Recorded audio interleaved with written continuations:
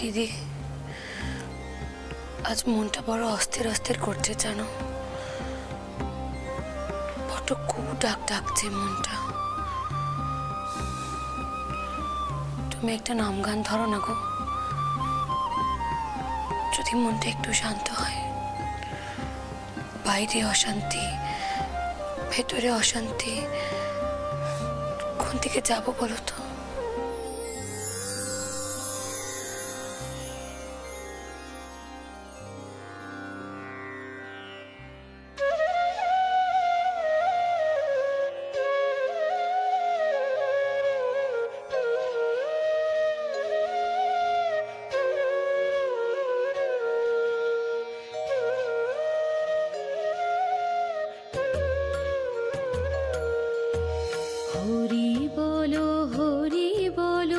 জপ হরি নাম, হরি বলো জপ হরি নাম। নুমি নুমি হে ঘন শ্যাম, নব দুর্বাদল শ্যাম, নব দুর্বাদল শ্যাম।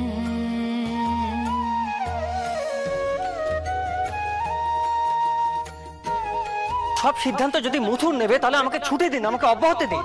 আমাকে স্পষ্টভাবে বলে দিন যে বাবা মশাইয়ের ব্যবসা বাণিজ্য, তালুক জমি জমা ইত্যাদি দেখাশোনার ভার আমার উপর আর থাকছে না। আমি তো ইচ্ছে করে এখানে যোগ দিতে চাইনি। তুমি তো আমাকে স্পষ্ট করে বলতে পারতে তখন যে দায়িত্ব তুমি চাও। তুমি চাও না যে আর কারোর হাতে ক্ষমতা যা। কারণ আমি ক্ষমতার লড়াইতে যোগ দিইনি আটা মশাই। এটা আপনার মনের ভুল, অথবা আপনার মনটা কেউ পুরোপুরি বিষিয়ে দিয়েছে। মথুর চিন্তামণি মোহ চিন্তা হর, সব দুঃখ জ্বালা তুমি পাশর। তোমার চরণে দিও গো মতি, আর কিছু নেই মনস্কামনা।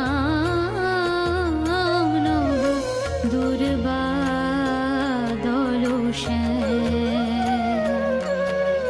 নুমি নুমি হে ঘন শ্যাম, নব দুর্বাদল শ্যাম।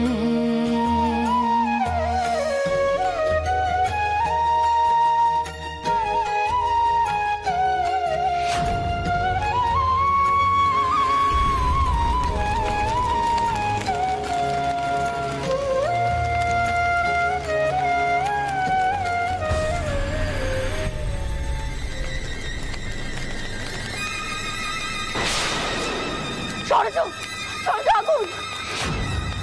বাতাসি দিদি, সুমলা দিদি, কি কোথায় আছো? শিগগির এসো। কি হয়েছে? কি হয়েছে বৌরানী? কি হয়েছে? উমা, কি সর্বনাশী কাণ্ড! বাতাসি, বড় বড় করে জল নিয়ে আনো।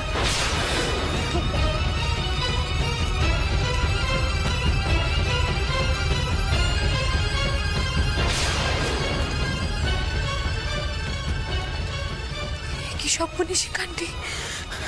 এ তো গৌরমঙ্গল। ও দিদি, দিদি, ওদেরকে তো মাধব আর মথুর বড় ঝুঁকি নিয়ে গেছে। ওদের কিছু হবে না তো? ওরা ঠিক থাকবে তো?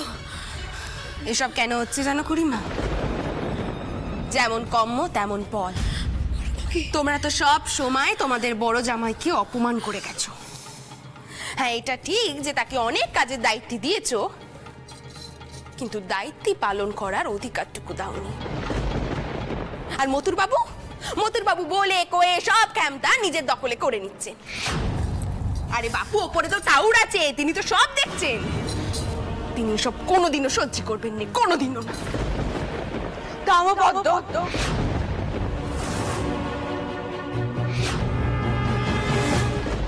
তোমার লজ্জা করছে না পদ্ম? তুমি নিজের ভাই আর ভক্তিপথের সর্বনাশ চাইছো ঠাউর করে দেন। তুমি বোধহয় এটাও ভুলে গেছো যে তোমার ছোট বোন কিন্তু পথ। যে ভাই আমাদের জন্য তার নিজের তালুক ত্যাগ করেছে, সে তার বাপের কাছে পর্যন্ত যায়নি, তার জন্য তুমি সর্বনাশ চাইছো? ছি পদ্ম, ছি। এ ধম্মে সইবে না পদ্ম, ধম্মে সইবে না। ধম্মের পথ আমি বলিনি মা, ধম্মের পথ তুমি ভুলে গেছো। তাই আমি এখানে এসেছি তোমাকে সাবধান করতে। আর এই যে অমঙ্গলের চিহ্ন, সেটাও তোমাকে সাবধান হতে কইছে। আর একচকমি করো নে মা, সব সময় মথুর বাবুর গুণগান করে ওনার হাতে সবকিছু তুলে দিয়ে তুমি যে সর্বনেশ করতে চাচ্ছ, একবার যদি সে সর্বনেশ হয়ে যায় তাহলে আর কিচ্ছু করার থাকবে না। আর আমি কে? আমি কি কই না কই তাতে কিচ্ছু আসে যায় না। সর্বনেশ হওয়ার হলে তা এমনিতেই হবে। ঠিক আছে ঠিক আছে, আমি এখন থেকে চুপ করে থাকবো, কিচ্ছু কইব না। কিন্তু এটা দেখবো যে সংসারে আর কি কি হয়, আমি এটাও দেখবো।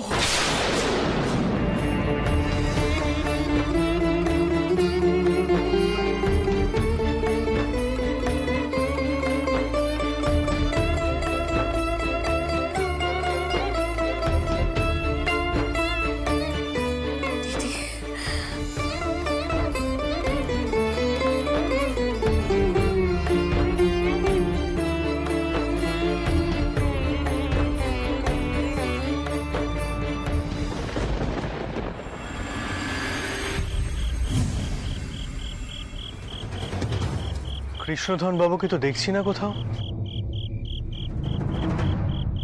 এই তোমরা একটু এগিয়ে দেখো তো, ওনাকে কোথাও দেখতে পাও কিনা।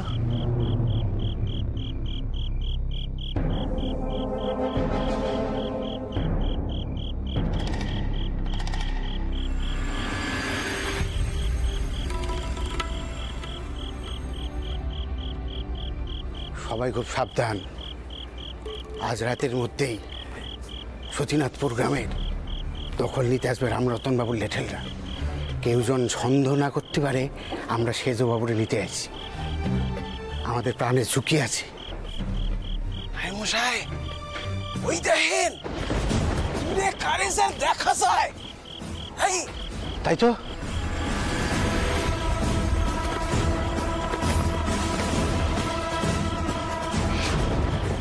সেজ বাবু, এই পাঁচালায় আসো, পাঁচালায় আসো। সেজ বাবু, সেজ বাবু। দেখি আপনারা এভাবে এভাবে লুকিয়ে লুকিয়ে আসছেন কেন? কি ব্যাপার, কি হয়েছে? মাধব কোথায় আছে? সে সুস্থ আছে তো? সেজ বাবু, সকাল থেকেই মাধব বাবুকে পাওয়া যাচ্ছে না।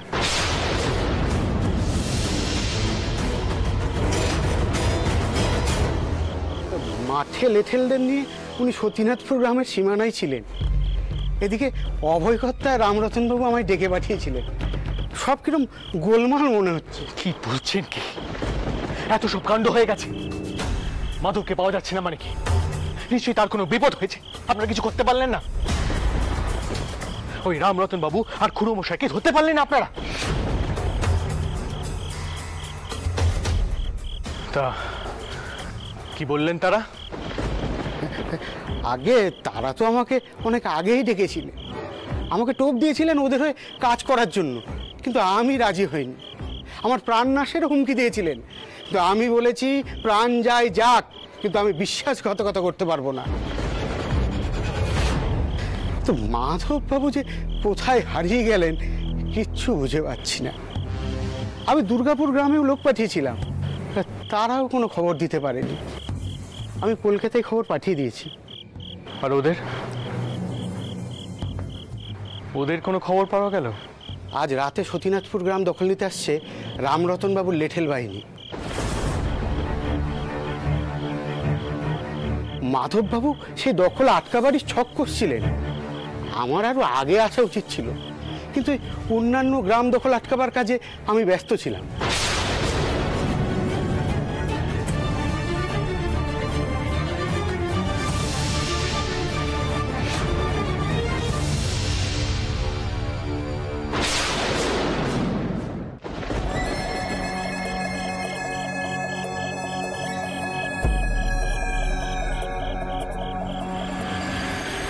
বলো, কিছু বলার আছে তোমাদের? সেজকর্তা, আমরা সকাল থেকে চতুর্দিকে মাধব কর্তারে খুঁজতেছি, পাই নাই। কিন্তু আমরা কথা দিতেছি পরাণ গেলি যাবে, কিন্তু আমরা মাধব কর্তারে খুঁজি বের করবই। আমি জানতুম না রানীমা যে লেঠেল বাহিনীকে বিশ্বাস করে রংপুর পাঠিয়েছিলেন তারা আসলে কোনো কাজেরই নয়। তোমাদের এত শক্তি, এত লাঠি খেলা, তরোয়াল খেলার ক্ষমতা, আসল কাজের সময় কোনো প্রমাণই পেলাম না। মাধবকে তোমরা রক্ষা করতে পারলেন না। কি জবাব দেবে তোমরা রানীমাকে? তোমরা নাকি সব কলকাতার নাম করা লেঠেল, আর রামরতন বাবুর লেঠেলরা তোমাদের এইভাবে বোকা বানালো। সেজকর্তা, আমাদের আর একখান সুযোগ দেন। রানীমার মান আমরা রাখবই। আর তোমরা তোমরা কিছু বলবে? কিছু বলার আছে তোমাদের?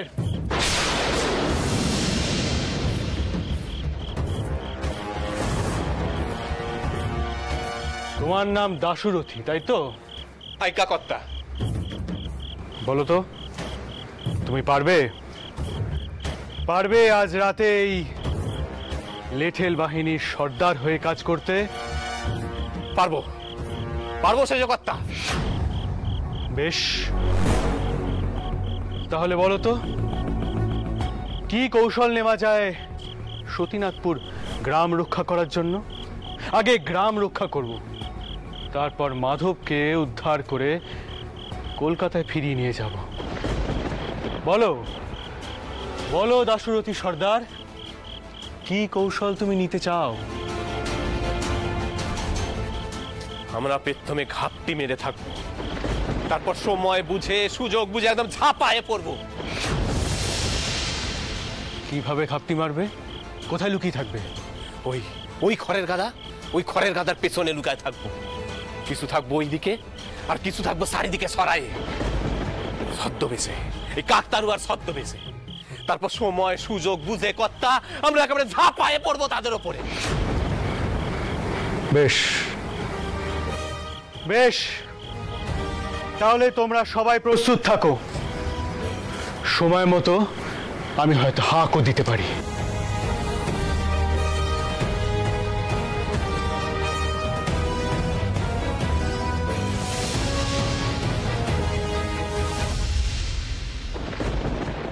কথা ওই অভয়বাবুর সামনে করতে পারছিলাম না, যে ধরা পড়েছে ওনাকে অভয়কর্তার বেটা।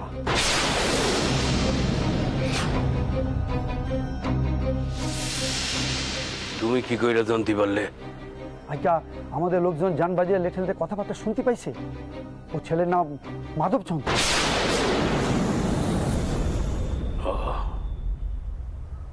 বুঝছি, ওই মাধবচন্দ্রে অন্যত্র পাচার করে দাও,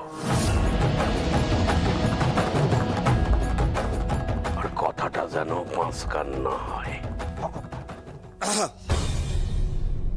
আরে অভয় বাবু যে, ভাবছিলাম কি ওই যে ছেলেটা ধরা পড়িছে ওর সাথে আবার কথা বলি আসি, আপনারা জানানো হয় নাই। আমি একবার ওর সাথে দেখা করতে চাই। কোথায় রাখা হয়েছে তাকে? যাবেন, যান। তো একটা কথা বলি কি, নিজের পোলারে শত্রুপক্ষের মধ্যে দেখতে কি ভালো লাগবো?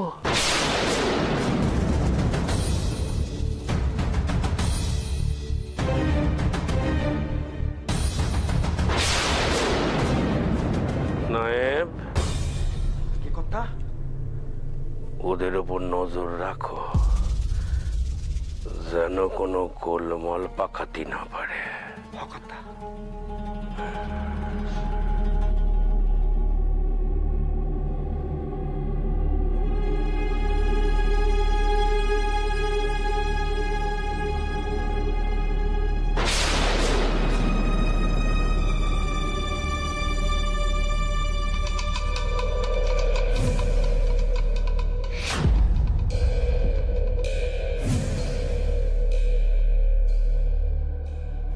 ওর মুখের বাঁধনটা খুলে দাও।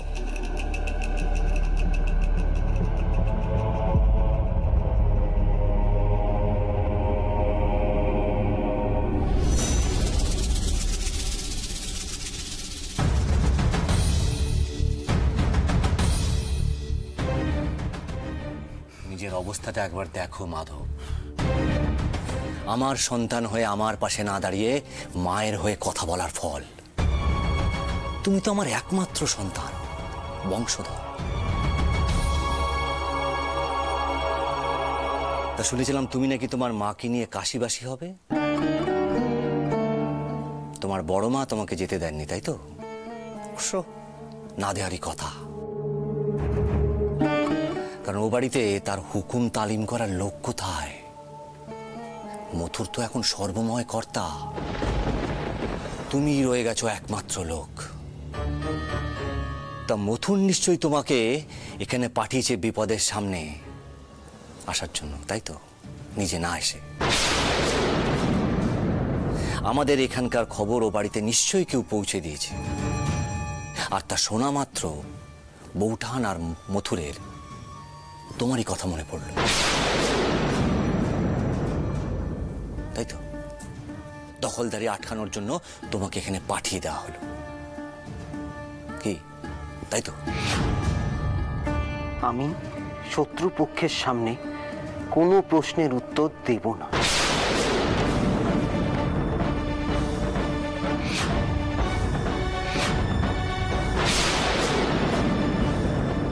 আমার ভাবতে লজ্জা হচ্ছে আপনি পরিবারের বিরুদ্ধে গিয়ে ষড়যন্ত্র করছেন, জ্যাঠামশায় তালুক দখল করতে চাইছেন, তাও আবার এমন সময়ে যখন বড় মা নানা রকম বিপদ আপদ সামলাতে ব্যতিব্যস্ত। আপনারা সেই সুযোগের সদ্ব্যবহার করছেন। ছি ছি ছি ছি ছি। আমি এখানে কেন এসেছি জানতে চান তো? আপনার পাপের প্রায়শ্চিত্ত করতে, সন্তান হিসাবে।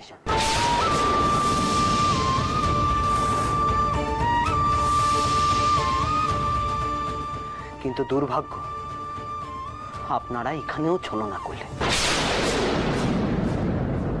পেছন থেকে আঘাত করলেন। কিন্তু আমি নিশ্চিত শেষ পর্যন্ত আপনারা জিততে পারবেন না। তোমার দেখছি এখনো তেজ চাইনি। ভেবেছিলাম রামরতন বাবুকে বলবো তোমাকে ছেড়ে দিতে, কিন্তু তার হলো না। জমি আমরাই দখল করব মাধব। ভুল আমারই যে তোমাকে মন থেকে ত্যায্য করতে পারেনি।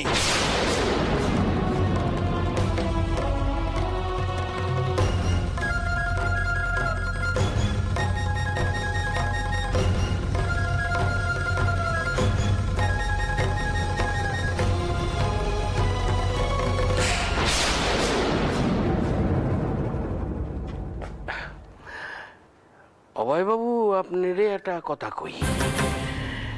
আপনি যদি এখন কন যে আপনার পোলারে ছেড়ে দিতে হবে, সেটা কিন্তু পারো না। আমি কি আপনাকে ছেড়ে দেওয়ার কথা বলেছি? তবে এটাও ঠিক, সরাসরি লড়াই হলে মাধব একাই আপনাদের কাবু করে ফেলতো। আচমকা পিছন থেকে আঘাত করলে কেউই বাধা দিতে পারে না। কিন্তু তা বলে আমি আপনাকে বলছি না যে আপনি ওকে ছেড়ে দিন, কিন্তু ওর যদি কোনো বড় ক্ষতি হয় তাহলে আমিও কিন্তু ছেড়ে কথা বলবো না রায়মশাই। কথাখানা মনে রাখবেন।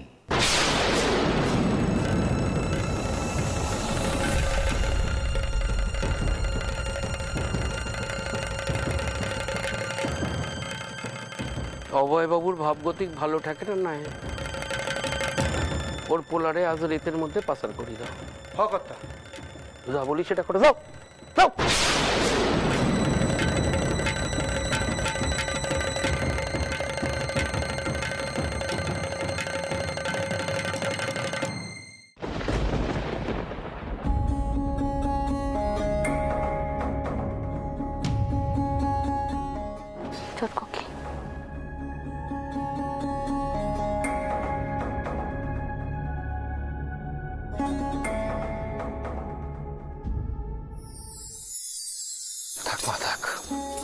থাকবো মা, সৌভাগ্যবতী হও মা, পুত্রবতী হও।